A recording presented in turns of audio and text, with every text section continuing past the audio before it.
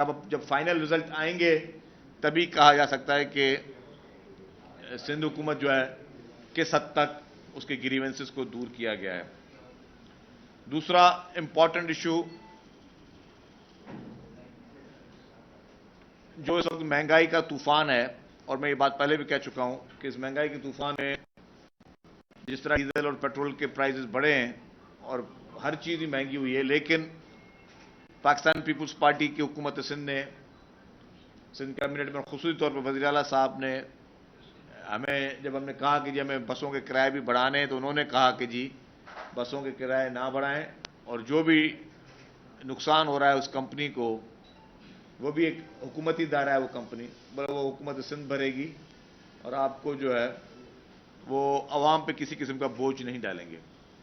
تو اب اس میں ایک اور چیز یہ ہے کہ ابھی عید کا دور آ رہا ہے، اور عید کے ٹائم میں بھی لوگ جو کہ اپنے اپنے گھروں کو، اپنے گاؤں کو، مختلف صوبوں میں جائیں گے، تو وہاں پہ بھی بہت زیادہ جو ہے کرائے بڑھاتے ہیں ٹرانسپورٹرز. تو اس پہ آج ہماری ایک میٹنگ ہوئی، ابھی ایک میٹنگ اس کے بعد بھی میری ہے. تو ہم یہ کوشش کر رہے ہیں کہ جو ٹرانسپورٹر بھی حکومت کے ریٹ سے زیادہ اگر ریٹ بڑھائیں گے تو ان کے خلاف ہم ایف آئی آر کٹیں گے. یہ فیصلہ کیا ان کے خلاف ایف آئی آرز کٹیں گی کہ ہم نہیں چاہتے کہ عوام کسی قسم کا ہم بوجھ جو ہے وہ مزید ڈالیں، اور جس کو بھی خدشات ہیں ٹرانسپورٹروں کو برائے مہربانی حکومت سے رابطہ کرے، حکومت سے بات چیت کرے، لیکن اپنی مرضی سے من مانی کرنا یا لوگوں کی اس مشکلات کا فائدہ اٹھانا یا ان کو اس میں بلیک میل. اس کے ساتھ ساتھ آپ کو جیسے بتایا کہ 2 روٹس میں نے آپ سے وعدہ کیا تھا سندھ کی عوام سے کہ 2 روٹس ای وی بسز شروع ہو چکے ہیں. چوک سے اور دوسرا بحریہ ٹاؤن سے ہم نے شروع کیا ہے، وہ 30 کلومیٹر سے زیادہ کا راستہ تھا. اب جو تیسرا روٹ ہے وہ کل شروع کرنے جا رہی ہے.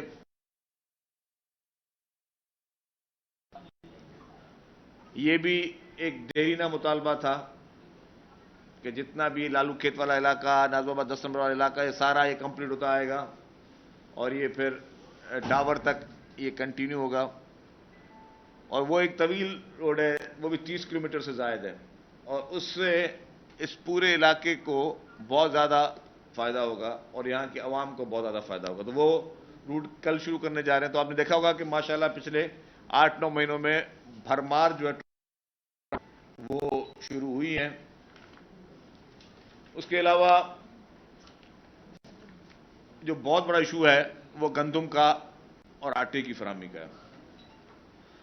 یہ ایک پروپیگنڈا بیچ میں شروع کیا گیا تھا کل پرسوں، اس پہ انفارمیشن ڈپارٹمنٹ نے آپ کو ایک اس کی تردید بھی کر دی تھی کہ گورنمنٹ نے ویٹ کی سپورٹ پرائس 4,000 سے کم کر کے 3,000 کی، اور اس پہ کوئی جعلی لیٹر بھی کسی نے چلایا تھا. پھر ہم نے معلوم کیا، پتا چلا کہ وہ بھی پی ٹی آئی کے سوشل میڈیا سیل کے لوگ تھے جو سیکرٹری کے نام کی جعلی لیٹر اور جعلی سگنیچر کر کے چلا رہے تھے. مطلب آپ ان کا ذہن دیکھیں کہ ان کا ذہن کس طرف چل رہا ہے کہ حکومت کے جو بھی روٹین کے کام ہیں ان کو بھی غلط طریقے سے لوگوں کو مس گائیڈ کرنا، لوگوں کو، مطلب میں سمجھتا ہوں کہ یہ کرمنل سازش ہے، کیونکہ پورے پاکستان میں سب سے زیادہ سپورٹ پرائس کسان کو، گروور کو سندھ حکومت دے رہی ہے. ہم نے 4,000 روپے ریٹ رکھا ہوا ہے، اور یہ جعلی لیٹر نکالنے کا مقصد پتا کیا تھا آپ کو؟ کہ لوگ جو ہیں وہ 4,000 روپے میں سرکار کو گندم نہ دیں، لوگ پرائیویٹ لوگوں کو گندم دیں تاکہ کرائسس پیدا ہو. اور کرائسس سے کیا ہو کہ خدا نہ خواستہ کل کو گندم کی شارٹیج ہو. تو اس حد تک جو ہے وہ کرمنل ٹیم کی ہے. ہم نے پولیس کو کہا ہے کہ جو بھی اس میں انوالو ہیں، ایف آئی اے کو بھی کہا ہے ان کو اریسٹ کیا جائے، کہ یہ کہیں پہ بھی آپ کو اجازت نہیں جا سکتی کہ آپ اب لوگوں کے ساتھ، لوگوں کی زندگی کے ساتھ آپ کھیلیں. اس طرح کے کام کر کے خدا نہ کرتا کہ ویٹ کے کرائسس ہوں. تو ویٹ کی پروکیورمنٹ چل رہی ہے، منسٹر فوڈ جو ہے وہ پرسنلی اس چیز کو مانیٹر کر رہے ہیں، اور ہماری پوری کوشش حکومت کی یہی ہے کہ اس کو جو ہے وہ کنٹرول کو قائم رکھا جائے، کہیں پہ شارٹیج نہ آئے. جہاں بھی کوئی شکایتیں آ رہی ہیں ان کو فوری طور پر اس کو دیکھا جا رہا ہے، اور اب تو ڈسٹرکٹ وائز بھی کنٹرول کیا جا رہا ہے کہ گندم جو ہے آپ کی وہ سندھ صوبے سے باہر نہ آ جائے، کہ لوگ اسمگلنگ نہ کریں، لوگ یہاں سے اسمگلنگ کریں افغانستان، لیکن آپ کے ملک میں آپ کو سپورٹ پرائز دی جا رہی ہے وہ آپ کے عوام کے لیے، وہ افغانستان کے عوام کے لیے حکومت نہیں کر رہی ہے، وہ کہ آپ کی پروکیورمنٹ، آپ کی محنت کے جو فائدہ ہے وہ کوئی اور اٹھائے، تو اس میں حکومت سندھ نے جو ہے وہ بہت زیادہ اس میں ویجیلنٹ ہے حکومت، اور یہی کوشش کی جا رہی ہے کہ اس کو بھی پراپر طریقے سے کیا جا سکے۔ اس کے بعد ایک ایشو، ایک فراڈیے کا آپ نے دیکھا ہوگا، کل پرسوں اس نے جو کہ اصل میں طالبان کے مذاکرات کا مین کردار تھا، زلمے خلیل زاد، اور جب کل ریسرچ سے پتا چلا کہ اس پہ خود الزام ہے منی لانڈرنگ کا، اور وہ منی لانڈرنگ کا جو اس پہ الزام ہے وہ ہے کہ اس نے اپنی بیگم کے اکاؤنٹ میں 1.5 ملین ڈالرز جو ہیں وہ شفٹ کیے ہیں، جو کہ اپنے آپ کو ایک بہت بڑا ایک سادھو اور دیوتا سمجھتا تھا، جو عمران خان کے حق میں عمران خان سے زیادہ جو ہے وہ شاہ سے زیادہ شاہ کا وفادار بن رہا تھا۔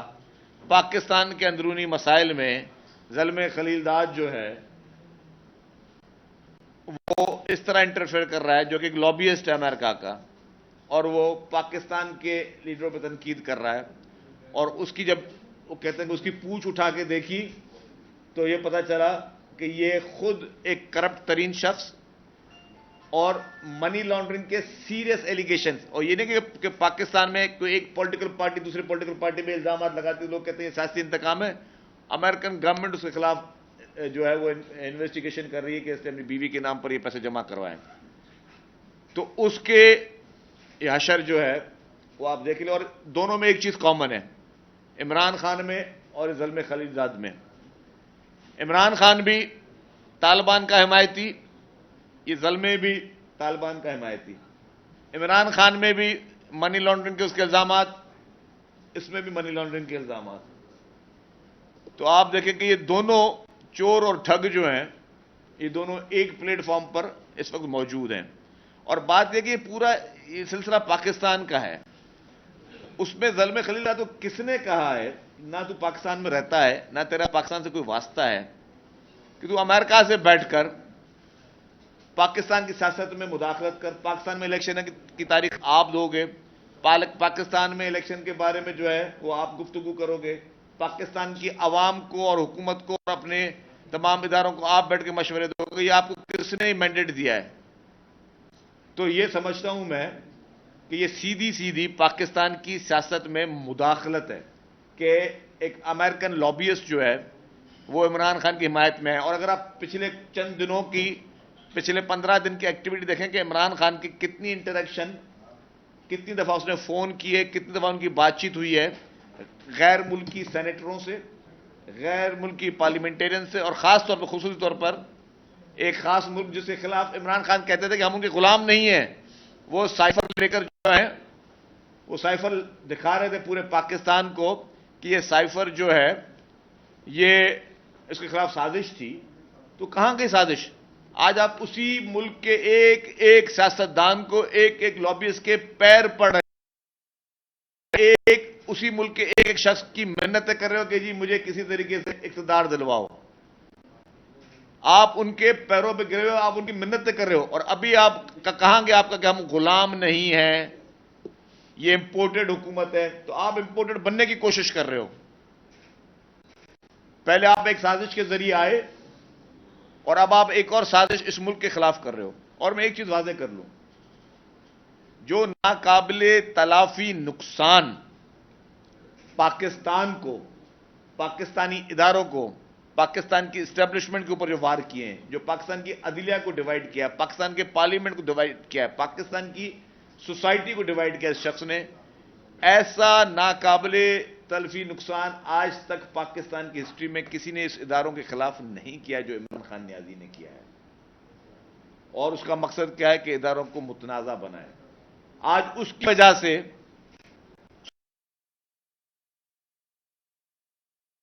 وجہ سے سپریم کورٹ میں دو سوچیں پائی جاتی ہیں. ایک سوچ اختیار ہمارا ہے. کہتے ہیں ہم سب کچھ ہے, سب اختیارات ہمارے ہیں.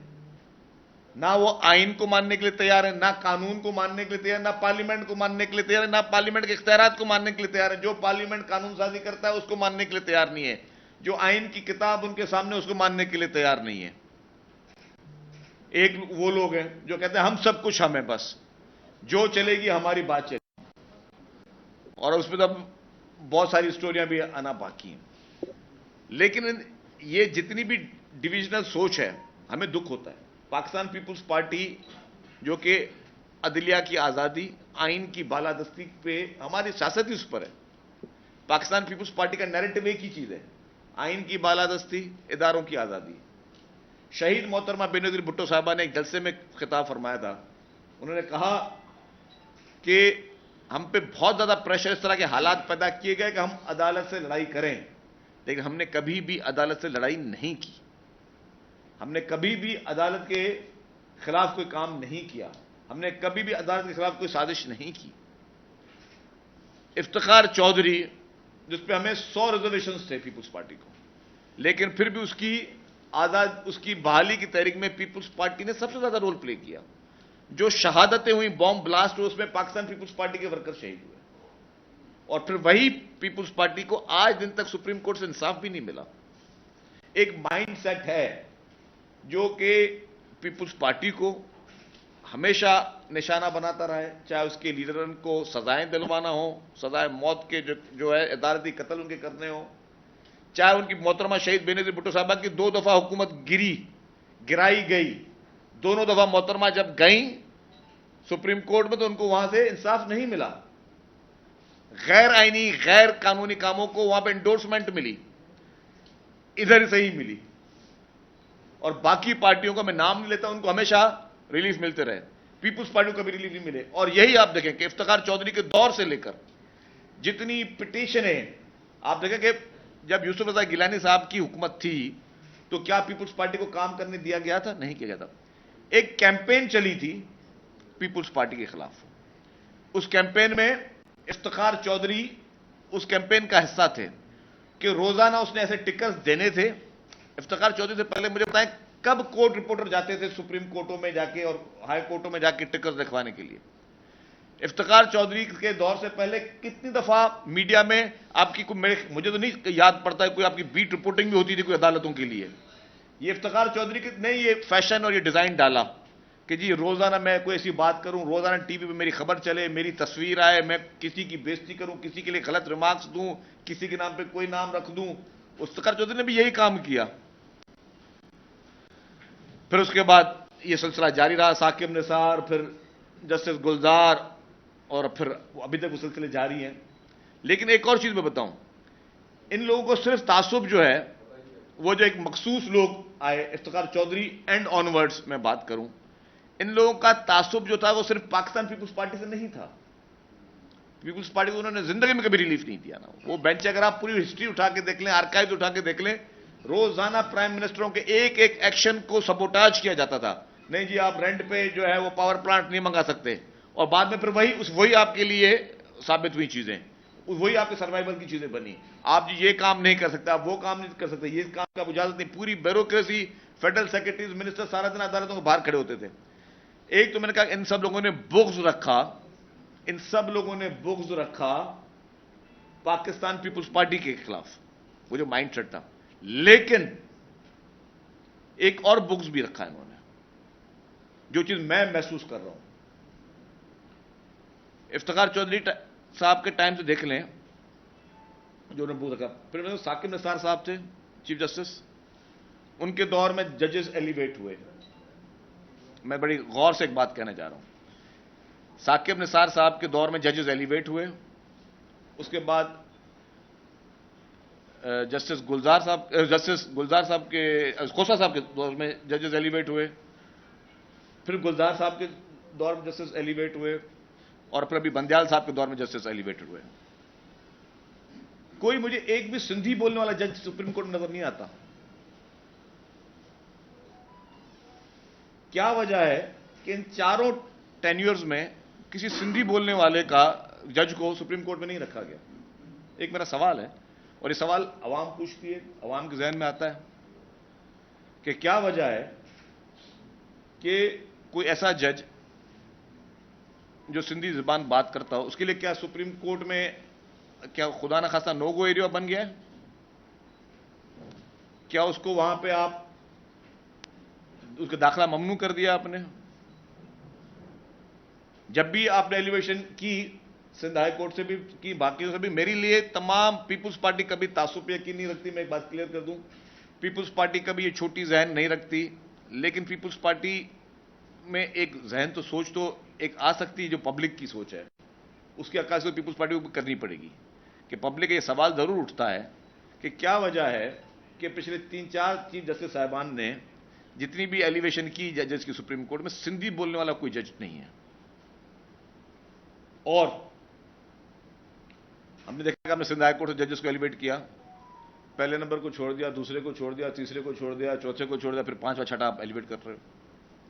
کیا یہ میں بتائیں، آج اگر کوئی ڈی پی سی سعید غنی صاحب میں کروں اور ہمیں پروموشن کرنی ہو، ہم ایسے کر سکتے ہیں کسی کو 5 لوگوں کو چھوڑ کے 6ٹھے کو پروموٹ کر لیں؟ اور اگر 6ٹھے کو پروموٹ کر کون سا کیس بنتا ہے؟ آپ بھی کچھ بولیں بھائی. نیب کا کیس بنتا ہے، انٹیگریشن بگی، آپ نے 5 لوگوں کو چھوڑا، 6ٹھے کو کیوں چھوڑا، کیوں اٹھا لیا؟ آپ اس طرح کی ڈی پی سی کر سکتے ہو کبھی؟ ایلیویشن کرتے ہو، پروموٹ کرتے ہو نا کسی کو، آپ ڈیموٹ تو نہیں کرتے، پروموٹ کرتے. پروموٹ میں آپ نے 6 لوگ چھوڑ کے 7واں اٹھا لیا. یہ کہاں ہوتا ہے؟ یہ بھی مجھے بہت کم نظر آیا ہے. لیکن سندھ میں یہ ہمیں نظر آ رہا ہے کہ سندھ میں یہ مستقل ہو، یہ اس طرح کی چیزیں سوچ پائی جا رہی ہے. اور سوال جینیون ہے، پبلک کا سوال ہے کہ بھائی کیا وجہ ہے کہ سندھی بولنے والا جج ایلیویٹ نہیں ہو رہا سپریم کورٹ میں، اور کوئی ایک جج مس کر دے، 2 کر دے، 3 4 چیف جسٹسوں نے یہ کرنا شروع کر دیا. تو یہ ایک گریونس یہ بھی موجود ہے. لیکن پھر بھی ہم وفاق کی سوچ رکھتے ہیں، ہم تعصب کی سوچ نہیں رکھتے، لیکن یہ ہمارا اختیار ہے جن لوگوں کے ہم ووٹ لے کر آتے ہیں کہ ان کی آواز ہم ضرور بلند کریں، ان کے جو گریونسز ہیں وہ ضرور بلند کریں کہ یہ سوچ یہاں کے لیے کیوں ہے، یہ نہیں ہونی چاہیے، یہ قابل قبول نہیں ہے. ہم یہ نہیں کہتے کسی کا بھی حق ماریں، ہم یہ نہیں کہتے کسی کے ساتھ بھی زیادتی کریں، لیکن ہم یہ بھی نہیں کرنے دیں گے کہ آپ ہمارا ہی حق مارتے رہیں اور ہمارے ساتھ ہی زیادتی کرتے رہیں. یہ بھی قابل قبول ہمیں نہیں ہوگا. یہ گزارشات تھی. اب سعید غنی صاحب روشنی ڈالیں گے، ان کے ذہن میں کوئی امپورٹنٹ پوائنٹس ہیں، نہیں تفصیلی ڈالیں گے. بسم اللہ کریں. دیکھیں، میں تھوڑی سی بات اس سے ہٹ کے یہ کروں گا کہ اس وقت ملک میں جو صورتحال پیدا کر دی گئی ہے، وہ اگر آپ غور کریں تو ماضی میں یہاں پر فوجی ڈکٹیٹرز آتے تھے اور فوج مارشل لا لگاتی تھی. یہاں اس وقت جو ہے وہ جوڈیشل مارشل لا ہے، اور فوجی ڈکٹیٹرز نہیں ہیں، جوڈیشل ڈکٹیٹرز جو ہیں وہ بیٹھ گئے آ کے. یہ جو جوڈیشل ایکٹیویزم ہے، اس کا شکار جس طرح شرجیل صاحب نے کہا، پیپلز پارٹی تو مستقل ہوتی رہی ہے، ابھی سے نہیں، 2008 سے جب سے ہماری گورنمنٹ آئی، اس سے پہلے بھی ہوتے رہے، لیکن 2008 سے لگاتار سندھ میں بیٹھے ہیں حکومت میں، وفاق میں ہماری حکومت رہی، لیکن پیپلز پارٹی کنٹینیوسلی اس کی وکٹم رہی ہے. باقی جماعتوں کے لیے ہے کہ کبھی وکٹم ہیں، کبھی لاڈلے ہیں، مختلف حالات بدلتے رہے، لیکن پیپلز پارٹی کے ساتھ وہ رویہ آج بھی جاری ہے. خطرناک بات یہ ہے کہ موجودہ سپریم کورٹ نے اور سپریم کورٹ کے بھی کچھ مخصوص ججز نے، جس طرح شہزاد صاحب نے کہا کہ واضح ایک تفریق ہے. ایک ججز وہ ہیں جو آئین کی بالادستی کی بات کرتے ہیں، جو کسی کے فیورٹ نہیں ہیں، اچھے ججز ہیں جن کی انٹیگریٹی پہ کوئی سوال نہیں اٹھا سکتا. دوسری طرف کچھ ججز ہیں جو شاید کسی کے عشق میں مبتلا ہیں اور کسی بھی صورت میں وہ چاہتے ہیں کہ جو خواہشات پی ٹی آئی کی، عمران خان کی ہیں، وہ ہم پوری کریں. حل جوڈیشری کے پاس ہے بڑا آسان، اور یہ بات پچھلے کوئی 1 سال سے، جب آپ کو یاد ہوگا ووٹ آف نو کانفیڈنس پیش ہوا قومی اسمبلی میں اور ڈپٹی اسپیکر نے غیر آئینی رولنگ دی، پھر وزیر اعظم نے غیر آئینی طریقے سے اسمبلی توڑنے کی سمری موو کی، پھر صدر پاکستان نے غیر آئینی طریقے سے اسمبلی کو توڑا، اور وہ کیس جب سپریم کورٹ کے سامنے گیا تو تمام سیاسی جماعتوں نے ایک مطالبہ کیا کہ جناب آپ فل کورٹ جو ہے وہ بینچ تشکیل دیں. اس وقت سے لے کے آج تک پاکستان کے بہت اہم ترین آئینی میٹرز جو ہیں وہ سپریم کورٹ کے سامنے جاتے رہے ہیں. ہر موقع پر یہ مطالبہ ہوا ہے کہ تمام سپریم کورٹ کے ججز بیٹھیں اور ان مقدمات کو سنیں, لیکن 1 سال کے دوران ایک مرتبہ بھی اس مطالبے پر عمل نہیں کیا گیا. یہ بات ایک بہت بڑا سوال اٹھاتی ہے کہ وہ کیا اسباب ہیں, وہ کیا وجوہات ہیں کہ سپریم کورٹ کے وہ قابل ترین ججز جن کے اوپر کوئی انگلی نہیں اٹھا سکتا, ان کو ملک کے آئینی مسائل کے لیے جو بینچز بنتے ہیں اس میں کیوں نہیں بٹھایا جاتا. دوسری بات, ہمارے آئین میں تمام اداروں کا ایک دائرہ اختیار ہے کہ آپ نے اس دائرے کے اندر رہ کر اپنے اختیارات کو استعمال کرنا ہے. الیکشن کمیشن اگر کہیں اس دائرے سے ادھر ادھر ہوتا ہے تو سپریم کورٹ اس کو گلے سے پکڑ کے دیوار میں گاڑ دیتا ہے کہ تم نے یہ کیوں کیا, اور اس سے وہ زبردستی جبری طور پر وہ فیصلے کرواتا ہے. اور میرا یہ شروع سے موقف رہا ہے کہ الیکشن کمیشن سپریم کورٹ کا ماتحت نہیں ہے. آپ اگر آئین پاکستان کو اٹھا کر دیکھیں تو اس کے اندر مختلف چیپٹرز ہیں. جوڈیشری کے لیے ایک الگ چیپٹر ہے, الیکشن کمیشن کے لیے بالکل ایک الگ چیپٹر ہے. الیکشن کمیشن کے چیپٹر میں آپ کو عدلیہ کا ایک بھی نہیں ذکر. اسی طرح عدلیہ کا جو چیپٹر ہے اس کے اندر الیکشن کمیشن کا رول نہیں ہے. دونوں کو خود مختار ادارے کے طور پہ آئین نے جگہ دی ہوئی ہے, لیکن یہاں پر سپریم کورٹ روزانہ الیکشن کمیشن کے معاملات میں مداخلت کرتا ہے, اور جو شیڈیول ہے الیکشن کمیشن کا, الیکشن کا کسی بھی الیکشن کا دینے کا وہ اختیار الیکشن کمیشن کا ہوتا ہے, یہاں سپریم کورٹ جو ہے وہ دیتی ہے. ایک مرتبہ افتخار چودھری صاحب بھی یہ کارنامہ کر چکے ہیں, ویسے بائی دی وے یہ کر رہے ہیں.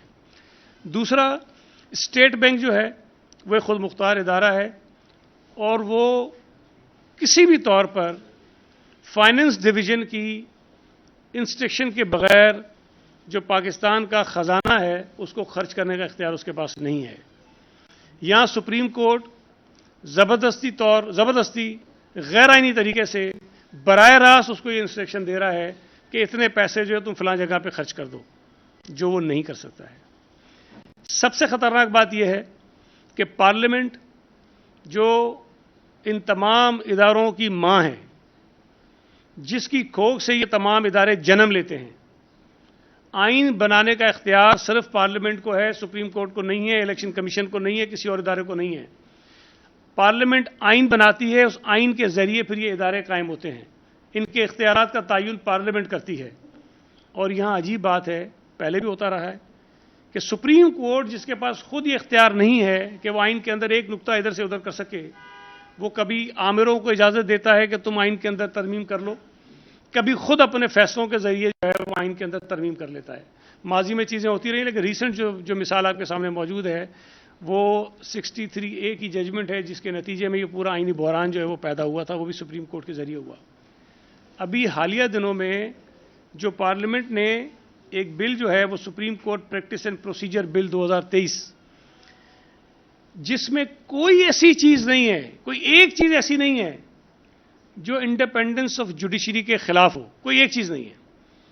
یہ تمام چیزیں جو اس بل کے اندر موجود ہیں, جو پارلیمنٹ نے منظور کی ہیں, ان کا مطالبہ پتہ نہیں کتنے برسوں سے اس ملک کی سیاسی جماعتیں بھی کرتی رہی ہیں, اور تمام بار کونسلز کرتی رہی ہیں, حکومت پاکستان کو لکھتی رہی ہیں کہ جناب پارلیمنٹ یہ نہیں کر رہی, لہذا آپ یہ قانون بنائیے اور یہ اس کو کچھ ریگولیٹ کیجئے. جو اختیارات چیف جسٹس کے ہیں, chief justice supreme court of Pakistan نہیں ہے.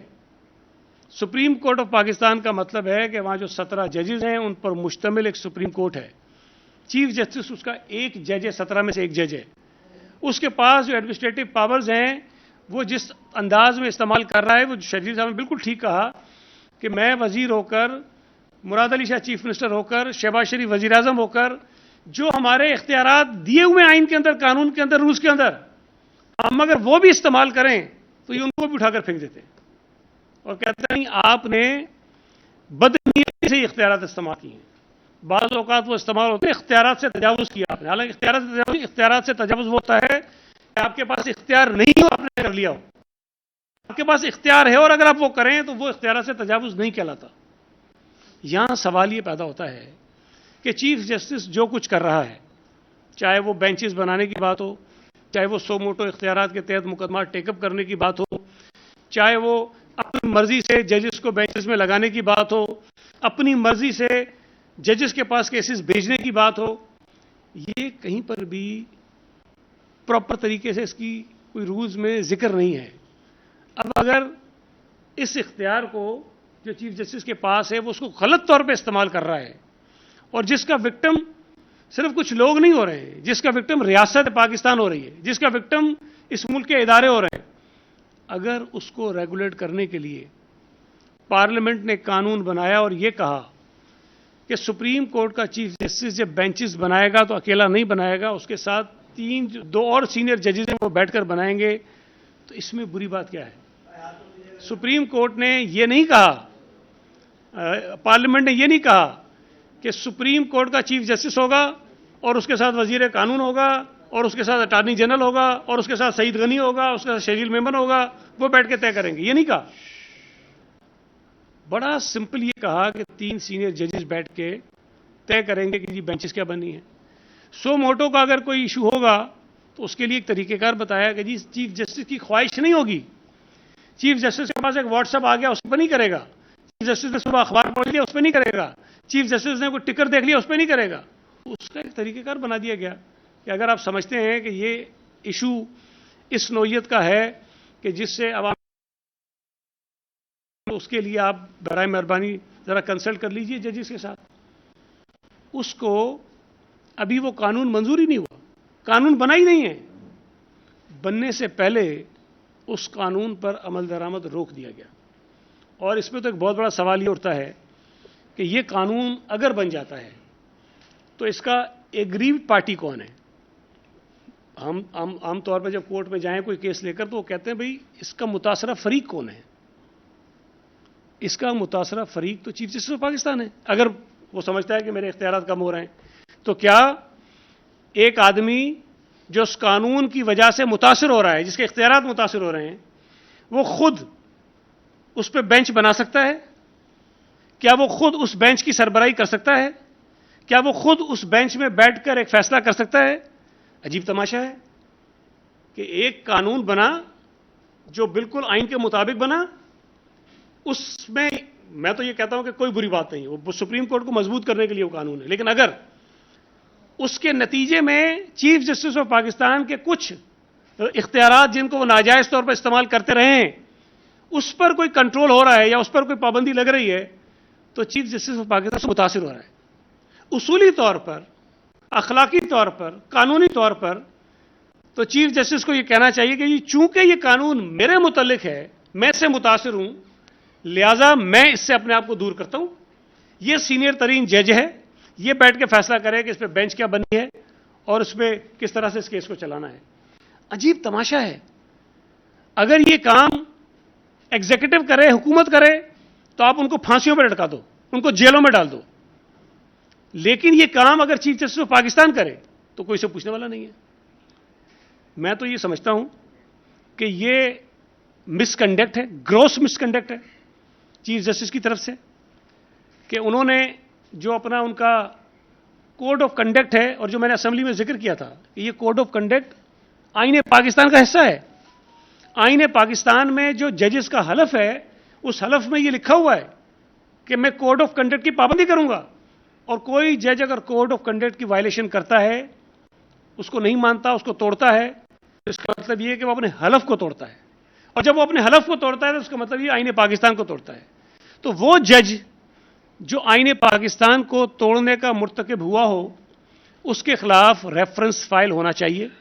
اور مجھے نہیں پتا، مجھے خود حیرت ہوتی ہے بعض اوقات کہ سپریم کورٹ کی جو سپریم جوڈیشل کونسل ہے اس کے سامنے ایک تو باقر نقوی صاحب کے خلاف جو ہے وہ باقر نقوی نام ہے نا شاید جج کا جو نقوی صاحب ہے، مظاہر نقوی صاحب، باقر نقوی تو لاہور والے ہیں، کام ایک ہی ویسے دونوں کے. تو جو سپریم کورٹ کے مظاہر نقوی صاحب ہیں ان کے خلاف ریفرنسز ہیں، اور چونکہ وہ چیف جسٹس کے چاہیے اور اوپن کورٹ میں یہ کہہ چکا ہے کہ اس کے خلاف ریفرنس آیا تو میں نے اس کو بٹھا کے کوئی میسج کیا ہے کسی کو، اور یہ کہا کہ اگر میرے ججز کے خلاف کوئی آئے گا تو اس کو میرا سامنا کرنا پڑے گا. اس سے زیادہ پارشلٹی اور کیا ہو سکتی ہے کھلی کہ سپریم کورٹ کا چیف جسٹس یہ کہہ رہا ہے کہ وہ جج جس کے اوپر کرپشن کے الزامات ہیں، جس کے اوپر چوری کے الزامات ہیں، جس کے بیٹے کے اوپر 2 نمبری کے الزامات ہیں، جس کے اوپر یہ الزام ہے کہ وہ بیٹوں کے تھرو فیصلے کرتا ہے، وہ آدمی میرا پیارا ہے، میرا چہیتا ہے، اور اس کے خلاف کوئی کچھ کرے گا تو پہلے اس کو میری لاش پر سے گزرنا پڑے گا. یہ تو نہیں کہا کہ مقصد شاید یہ تھا. اب اگر اس قسم کی صورتحال بن جائے اور چیف جسٹس آف پاکستان نہ اپنے خلاف نہ اپنے پیارے جج کے خلاف سپریم جوڈیشل کونسل کا اجلاس بلانے کو تیار ہے، نہ وہ پروسیڈنگ کرنے کو تیار ہیں. قاضی فائز عیسیٰ کے خلاف جب ایک ریفرنس آیا جو متنازع ریفرنس تھا، اس کو تو فوراً سنا بھی گیا، اس پہ فیصلہ بھی ہوا. اس کی بیوی کو کبھی ایف پی آر کے سامنے ڈالا گیا تو کبھی سپریم کورٹ کے سامنے کھڑا کیا گیا. اس وقت ان کو خیال نہیں آیا کہ وہ بھی سپریم کورٹ کے چیف جسٹس ہیں. لیکن مظاہر نقوی صاحب جو ہیں وہ زیادہ پیارے ہیں، وہ زیادہ کوئی معتبر جج ہیں، ان کے خلاف یہ چیزیں نہیں ہو رہی ہیں. تو میں تو یہ مطالبہ کرنا چاہتا ہوں کہ پہلی بات تو یہ ہے کہ چیف جسٹس آف پاکستان کو آئین کی خلاف ورزی کرنے کی بنیاد پر ایک کرپٹ جج کی سرپرستی کرنے کی وجہ سے فوری طور پر استعفے دے دینا چاہیے. اگر وہ استعفیٰ نہیں دیتے ہیں تو سپریم کورٹ کے سینئر ترین جج کو فوری طور پر سپریم جوڈیشل کونسل کا اجلاس بلا کر جن ججز کے خلاف ریفرنسز فائل ہوئے ہیں ان ریفرنسز کو ٹیک اپ کرنا چاہیے اور آئین کے تحت اس کو آگے بڑھانا چاہیے. اور میں پارلیمنٹ سے بھی یہ مطالبہ کرتا ہوں کہ چونکہ انہوں نے پارلیمنٹ کے بنائے ہوئے قانون کو، ایک لیجٹمیٹ طریقے سے بنائے گئے قانون کو، آئینی طریقے سے بنائے گئے قانون کو اپنے پیروں تلے روندا ہے اور یہ جوڈیشل مارشل لاء کے مترادف ہے. پارلیمنٹ کو جو ہے وہ ایک ریفرنس فائل کرنا چاہیے چیف جسٹس آف پاکستان کے خلاف تاکہ اس کو وہ نکالیں یہاں سے. ایک لاسٹ سعید صاحب کی بات سے ایک بات نکلی. آپ کبھی عدالت میں جاؤ نا تو کافی جج صاحبان، اگر آپ کی کوئی رشتہ داری ہے پٹیشنر سے، ایک منٹ بھائی، اگر آپ کی کوئی رشتہ داری ہے پٹیشنر سے، کوئی دوستی ہے، کوئی واسطہ ہے یا کوئی کانفلکٹ آف انٹرسٹ ہے تو وہ کہتے ہیں کہ ناٹ بیفور. جج صاحبان ناٹ بیفور کر دیتے ہیں. کہیں پہ اگر آپ کی کوئی آپ پہ کوئی الزام لگ رہا ہے تو آپ خود اپنے آپ کو اس سے الگ کر لیتے ہیں اور اس کو پھر وہ کورٹ میں کہتے ہیں کہ میں ناٹ بیفور ہوں. کافی لوگوں کے لیے فکس ہو جاتا ہے. جب چیف جسٹس صاحب پر تمام گورنمنٹ کی پارٹیز اور ہر جگہ سے یہی میڈیا کے لوگ، انڈیپینڈنٹ لوگ، اینکر سب کہہ رہے ہیں کہ جی آپ کے باقاعدہ آپ ٹن ٹورڈز پی ٹی آئی اور عمران خان یا آپ کے لیے خاص سافٹ کارنر ہے، تو ایک اخلاقی طور پہ آپ کو ناٹ بیفور کر دینا چاہیے. اور میں سمجھتا ہوں کہ چیف جسٹس صاحب اور یہ روسٹر میں آپ رجسٹرار کو لکھوا لیتے ہیں کہ جی آج کے بعد اس کا کوئی بھی کیس آئے گا، چاہے اس کے اگینسٹ آ رہا ہے یا اس کے فیور، یا یہ خود لے کے آ رہا ہے یا اس کے خلاف کوئی آ رہا ہے، تو میں اس بینچ کا ایسا نہیں ہوں گا. وہ ناٹ بیفور کر دیں آپ.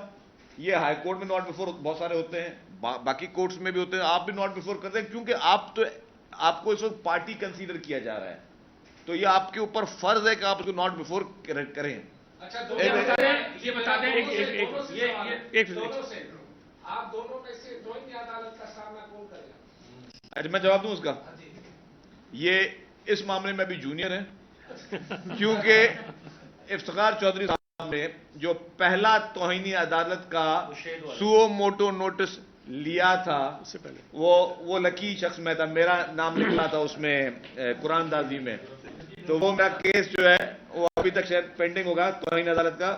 وہ بھی افتخار چودھری صاحب جب نئے تازے ان کو ماشاءاللہ سرخاب کے پر لگے تھے تب پہلا انہوں نے سو موٹو توہین عدالت کا میرے خلاف اور تاج ادر صاحب کے خلاف لیا تھا. میں اس میں میں سینئر اس معاملے میں. اب آگے سعید صاحب کو پورا کر دیں. میں عرض کروں آپ سے اور میں سنجیدگی کے ساتھ کی بات کرنا چاہتا ہوں. دیکھیں ہم نے حلف اٹھایا ہے آئین کی پاسداری کا، اس کے دفاع کا. اگر آئین پاکستان کو کوئی وائلیٹ کرتا ہے، چاہے وہ جج ہو، چاہے وہ جرنیل ہو، چاہے وہ کوئی بیوروکریٹ ہو، چاہے وہ کوئی صحافی ہو، میرا یہ فرض بنتا ہے اپنے حلف کے تحت کہ میں اس پہ بات کروں. اگر مجھے اپنی حلف کی پاسداری پر کوئی عدالت سپریم کورٹ بلا کے توہین عدالت لگا دیتی ہے تو میں ایک بات آپ کو بتاؤں، میں کیلکولیٹ کرتا ہوں بہت زیادہ کہ میکسیمم کیا ہو سکتا ہے. کیا ہوگا؟ 6 مہینے سزا اور ڈسکوالیفیکیشن. 5 سال میکسیمم ہی ہو سکتی ہے نا. نہیں، میں تو کہہ رہا ہوں لائف ٹائم کریں. اگر میں اپنے حلف کی پاسداری کرتے ہوئے سیاست سے ڈسکوالیفائی ہو جاؤں، 6 مہینے جیل چلا جاؤں، تو بسم اللہ میں زیادہ مطمئن ہو کر جاؤں گا. اچھا یہ بتا دیں. اچھا ایک اور بھی بات ہو اس پہ آخری بات, اس پہ توہین عدالت نہیں کی ہمیں. کوئی ایک ایسی بات بول دی جائے کہ ہم کسی پہ کوئی جھوٹا الزام لگا رہے ہوں, کسی پہ من گھڑت کوئی سٹوری, فیبریکیٹڈ سٹوری پوسٹ کر رہے ہوں, کسی پہ کوئی ذاتی حملہ کر رہے ہوں, ہم تو ایک وہ بات کر رہے ہیں جو کہ جائز ہے. اگر میں یہ بات کہہ رہا ہوں کہ سندھ کے سندھی بولنے والا کوئی سپریم کورٹ میں اس وقت مجھے نظر کیوں نہیں آتا جج, جبکہ موجود بھی ہیں اور ان کو سینئر بھی ہیں, ان کو جان بوجھ کے اگر آپ اگنور کر رہے ہیں, اگر مجھے سندھ کے کسی سندھی جج کی ایلیویشن کہ یہ میں نے سوال کیوں اٹھایا, توہین عدالت لگتی ہے تو توہین عدالت کا پھانسی پہ چڑھا دیں. عمران خان مذاکرات کے ٹیبل ایک منٹ ذرا باقی, ایک سیکنڈ بھائی, ایک سیکنڈ یہ باقی. ارے یار اچھا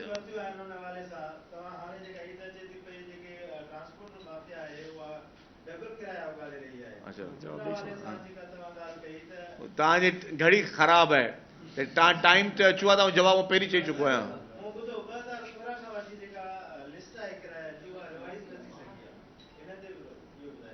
وہ اسی شیڈول میں آنی جی باقر صاحب.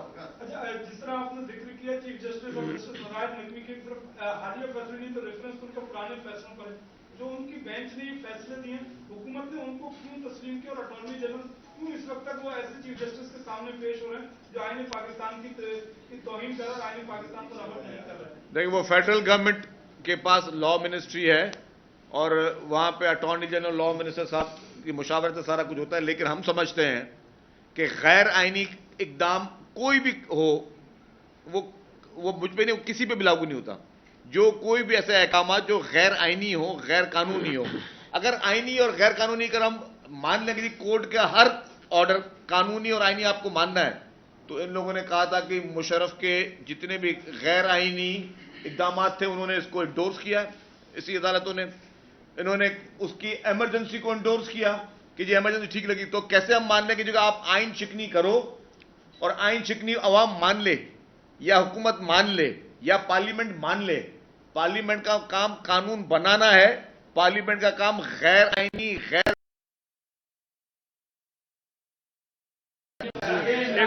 عمران خان مذاکرات کے ٹیبل پر آنا چاہ رہے ہیں, لیکن انہوں نے کچھ شرط رکھے ہیں. وہ کہہ رہے ہیں کہ میری جان کو شدید خطرہ ہے. وہ ابھی ہائی کورٹ میں بھی انہوں نے یہ بات کہی ہے کہ عید سے پہلے, عید کے دوران ہی جو ہے نا وہ ایک نیا آپریشن شروع کیا جائے گا, تو لہٰذا اس آپریشن کو روکا جا سکے. دوسری طرف وہ کہہ رہے ہیں کہ جی ہم مذاکرات کرنے کو تیار ہیں, لیکن میری جو جان کو خطرہ ہے مجھے تحفظ فراہم کیا جائے, اور جو میرے اوپر کیسز ہیں, مطلب ایک NRO مانگ رہا ہے وہ باقی حکومت سے, تو اس حوالے سے کیا کہیں گے؟ اس میں یہ بھی ایڈ کر لیں یہاں پہ جو علی زیدی اور دیگر کے خلاف کارروائیاں شروع ہوئی ہیں, وہ کیوں آپ لوگ گرفتار کر رہے ہو, ذلیل کر رہے ہو؟ یہ جو دوسری بات آپ نے کی, یہ تاثر آپ نے خود لے لیا ہے. قانون کے تحت اگر کسی کے خلاف کارروائی ہوتی ہے تو ذلیل نہیں ہوتا آدمی, ایسے نہیں بولا کریں. باقی جو علی زیدی صاحب کے خلاف کیس ہے وہ حکومت کی طرف سے درج نہیں ہوا, ایک پرائیویٹ پارٹی ہے, پرائیویٹ کمپلیننٹ ہے, اس نے FIR کرائی, اور اگر وہ ڈیوٹی ہوگی تو ہو سکتا ہے ضمانت ہو جائے, چھوٹ جائیں وہ. تو وہ اگر حکومت نے کرنا ہوتا تو ہم اس طرح نہیں کرتے شاید, اور بہت سارے طریقے تھے, اور ماضی میں ان کے خلاف FIRs بھی تھیں.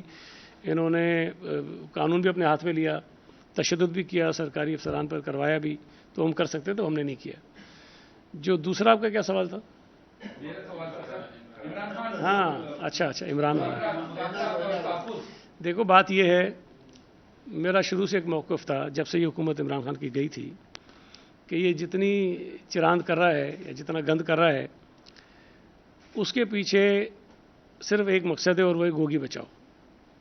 اس لیے کہ اس کے دور میں جتنی کرپشن ہوئی ہے, جس انداز میں کرپشن ہوئی ہے, اگر یہ سیدھے طریقے سے چلتا رہتا تو وہ کرپشن کے کیسز زیادہ سامنے آتے, لوگ پکڑے جاتے. تو اس نے پوری کی پوری توجہ ڈائیورٹ کر دی. کبھی امریکہ کا نام لیتا رہا, آج امریکہ کے منت ترلے کر رہا ہے, اور وہاں سے اگر ایک بیان آ جائے تو یہ پورے بھنگڑے ڈالتے ہیں کہ امریکی کسی آدمی نے ہمارے لیے یہ کہہ دیا ہے. پھر کبھی یہ باجوہ صاحب کے پیچھے لگ گیا, تو کبھی یہ الیکشن کمیشن کے پیچھے لگ گیا, تو کبھی کس کے پیچھے کبھی کس کے پیچھے لگ کے اپنے آپ کو چھپاتا رہا, اور اس نے ایک ماحول کریٹ کیا تاکہ توجہ اس کی کرپشن کی طرف نہ جا سکے. اس نے بچایا. آج بھی دیکھیں, بنیادی سوال یہ ہے کہ 1 سال ہو گیا, گوگی کہیں, گوگی نہیں ہے نا. ایک سیکنڈ ذرا. میں یہ سمجھتا ہوں کہ عمران خان جب یہ ٹیبل پہ آئے گا تو 100% یہ جو بات آپ کہہ رہے ہیں نا کیسز ختم کرو یہ کرو وہ سب اپنی جگہ کرے گا، لیکن وہ بھی یہ بھی کہے گا کہ گوگی کو بھی ذرا کوئی ریلیف دے دو اور اس کے اوپر کیسز ختم کرو۔ آئین شکنی کی عمران خان نے سپریم کورٹ کا فیصلہ موجود ہے، آرٹیکل 6 کے تحت آپ لوگ کوئی ریفرنس بھی دائر کر سکتے تھے۔ کرپشن کے بے تحاشا الزام پریس کانفرنس کے ذریعے آپ وفاقی حکومت لگا چکی ہے عمران خان پہ۔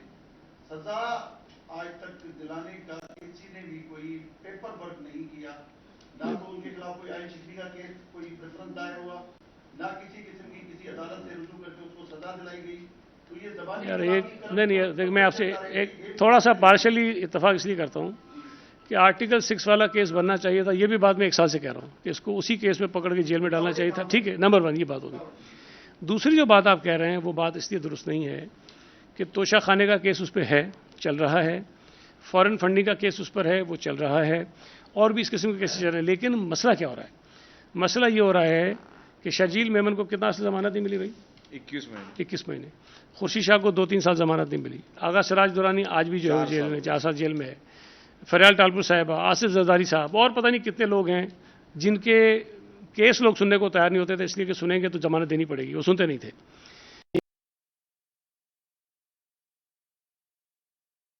عمران آؤ، اچھا آ گئے، لیے لو ضمانت، ٹھگ گئے۔ یار مجھے بتائیں کہ 2 دن میں 15 16 ایڈجسٹمنٹس کہاں ملتی ہیں؟ ہم اگر 10 منٹ لیٹ ہو جائیں تو جج کہتا ہے اس کو جیل بھیج دو، بھئی کیوں نہیں آئے تھے؟ وہ جو ہم ایگزیمیشن کی درخواست دیتے ہیں وہ مسترد ہو جاتی ہے۔ یہاں فرماتا ہے عمران کا وکیل آ کے کہ جناب عمران خان صاحب 2 بجے آئیں گے، جج صاحب کہتا ہے اچھا چلو کوئی بات نہیں 2 بجے آ جائے۔ پھر 2 بجے جج صاحب بیٹھتا ہے، وکیل کہتا ہے نہیں جی وہ تو 5 بجے آئیں گے، ذرا وہ کلولہ فرما رہے ہیں۔ تو جج کہتا ہے اچھا چلو ٹھیک ہے آرام میں تو 5 بجے آ جاؤ۔ پھر جب وہ 5 بجے پہنچنے کہتے ہیں نہیں وہ راستے میں رش بہت ہے، وہ 7 بجے آئیں گے۔ جج صاحب کہتے ہیں اچھا چلو ٹھیک ہے 7 بجے آ جاؤ۔ پھر وہ کہتے ہیں نہیں 7 نہیں آئیں گے، رات کو 9 بجے آئیں گے۔ جج صاحب کہتا ہے چلو کوئی بات نہیں، تکلیف ہو رہی ہے 9 بجے آ جاؤ بیٹھے میں۔ پھر جب 9 بجے وہ نہیں آتا تو کہتا جی صبح آئیں گے، کہتا اچھا کوئی بات نہیں صبح 9 بجے آ جاؤ۔ یار مجھے بتائیں آپ یہ مذاق کبھی آپ نے دیکھا ہے پاکستان کی تاریخ میں، دنیا کی تاریخ میں؟ اتنی سہولتیں جب کسی کو ملتی رہی ہوں تو آپ کیا سمجھتے ہیں کہ اس خلاف بننے والے کیسز پہ کوئی نتیجہ نکلے گا؟ بھئی قانون کے مطابق پکڑ کے جیل میں ڈالو جس طرح دوسروں کے ساتھ آپ کرتے تھے۔ تو یہ سہولتیں ملی ہوئی ہیں اس لیے کیسز نہیں چل رہے ہیں، کیسز میں بالکل دم ہے۔ وہ تو خود مان چکا ہے نا، گھڑی والا کیس تو مان چکا ہے وہ خود، اس میں کوئی شک و شبہ رہ جاتا ہے؟ فارن فنڈنگ کا کیس جو ثبوت کے ساتھ موجود ہے کہ یہودیوں نے اس کو پیسہ دیا ہے، بھارتیوں نے اس کو پیسہ دیا ہے، اس کے اپنے لوگوں نے کیسز کیے ہیں، سارے ریکارڈ پہ چیزیں موجود ہیں۔ اگر کوئی نہیں پکڑ رہا یا کوئی پکڑنے نہیں دے رہا تو ہم اس میں کیا کر سکتے ہیں؟ تو میرا یہ خیال ہے کہ جب آپ یہ بات کرتے ہیں تو تھوڑے سے اس کے ساتھ جو ریلیونٹ ایشوز ہیں اس کو بھی دیکھ لیں، جو مہربانیاں عدالتوں کے اس کے اوپر ہیں اس کو بھی دیکھ لیں، اور جو غنڈہ گردی بدماشی عدالتوں کے ساتھ کر رہا ہے وہ بھی دیکھ لیں۔ جو یہ عدالت میں پیش ہوئے، مجھے بتائیے یار اسلام آباد میں جو عدالت میں یہ گیا ابھی، جو اس نے جا کے جوڈیشل کمپلیکس میں کیا ہے، کیا کوئی اور کرتا تو اس کو چھوڑ دے ہی ہے؟ پھر ضمانتیں مل رہی ہیں۔ اسلام آباد میں یہ جب گیا تو آگ لگا دی، کوئی اور کرتا تو اس کو چھوڑ دیتے ہی ہے۔ لاہور میں یہ گیا تو اس نے آگ لگا دی، کوئی اور کرتا تو چھوڑ دیتے اس کو۔ یہ عدالتیں خود کہتی کہ پکڑ کے جیل میں ڈالو اس کو، اس میں عدالتیں کہتی ہیں بڑی زیادتی کر رہے ہیں آپ اس کے ساتھ۔ تو یہ میرا خیال ہے کہ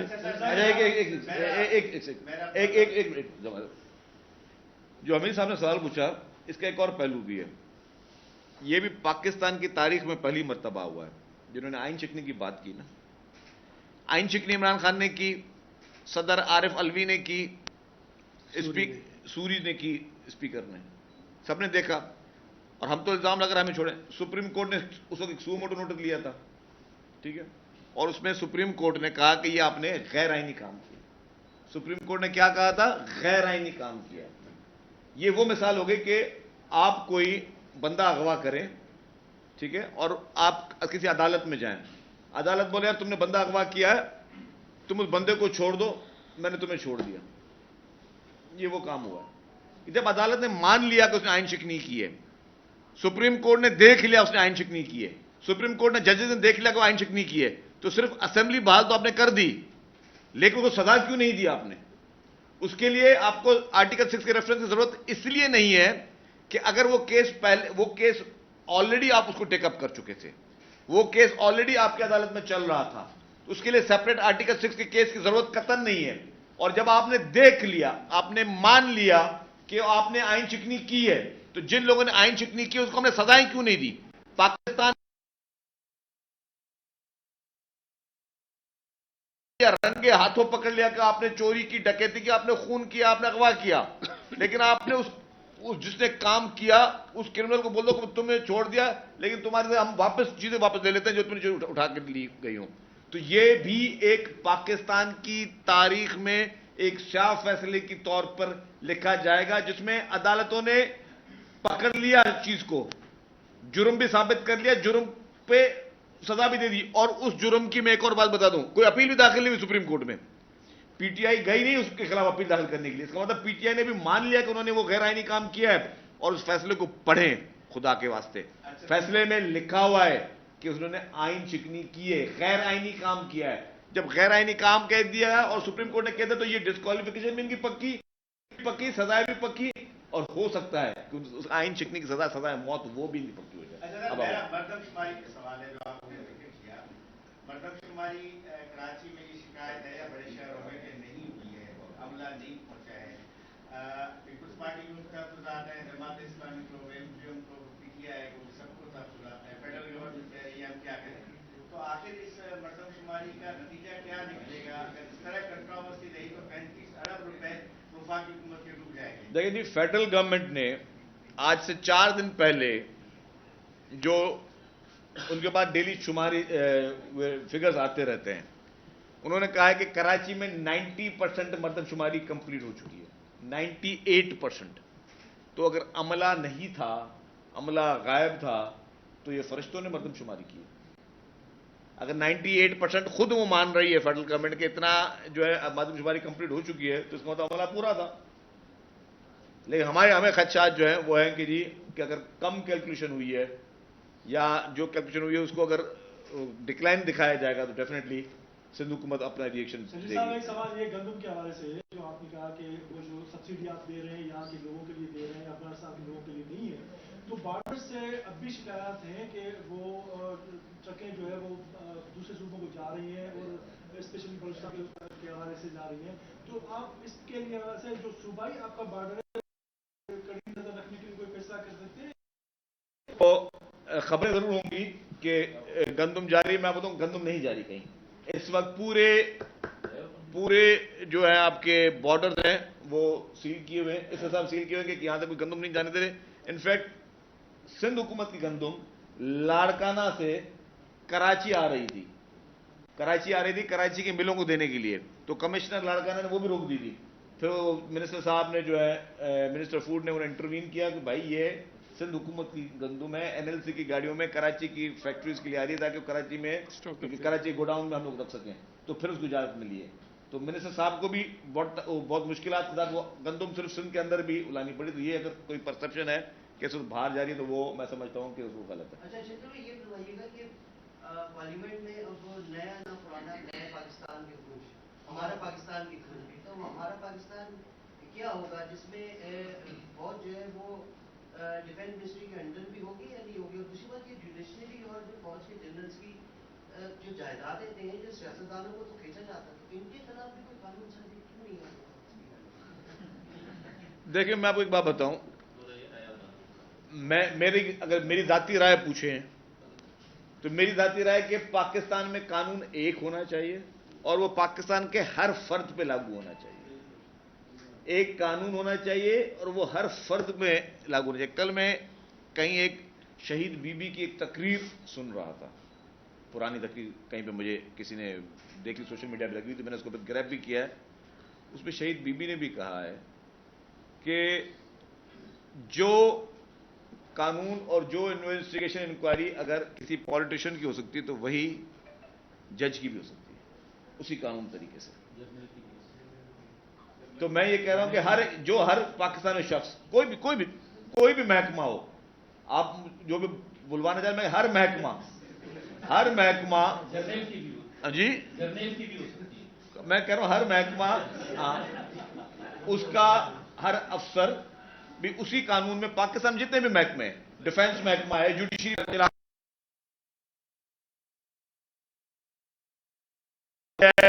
पॉलिटिशियन है, सब एक कानून सबके लिए हो। और जो भी प्रोसेस होता है ना, ये नहीं कि हर इदारा बोलो कि मैंने अपने खुद करना, कुछ नहीं।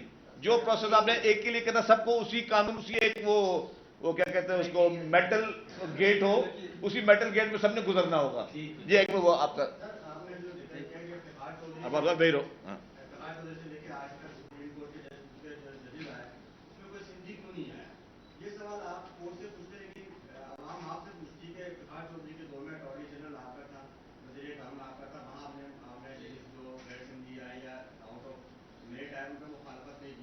अभी जो विफाकी हुकूमत की तरफ से जजेस की तैनाती का मामला सामने आया तो अटॉर्नी जनरल और वज़ीर कानून आप गए थे, क्या हुकूमत के थे वहाँ मुखालफत नहीं की, बल्कि उससे पहले वो पार्लिमानी कमेटी में गए ना, और उसके जो सरबराह है वो सेनेटर फारूक नाइक है, उन्होंने नामों की मंजूरी दी।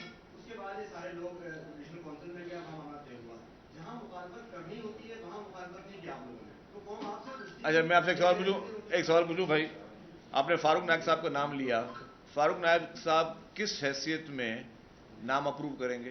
उनके पास कोई ऐसा अदालती ओहदा या सुप्रीम जुडिशियल काउंसिल का कोई ऐसा ओहदा नहीं है, और पार्लियामेंट्री मिनिस्टर जो है, पार्लियामेंट्री मिनिस्टर वो नहीं नाम अप्रूव करते। जुडिशियल काउंसिल में नाम जाते हैं जजेस की एलिवेशन के लिए। जुडिशियल काउंसिल में नाम भी चीफ जस्टिस देता है। हाँ, नाम सारे जो आते हैं वो चीफ जस्टिस और फेडरल गवर्नमेंट के आपस में होती है बात।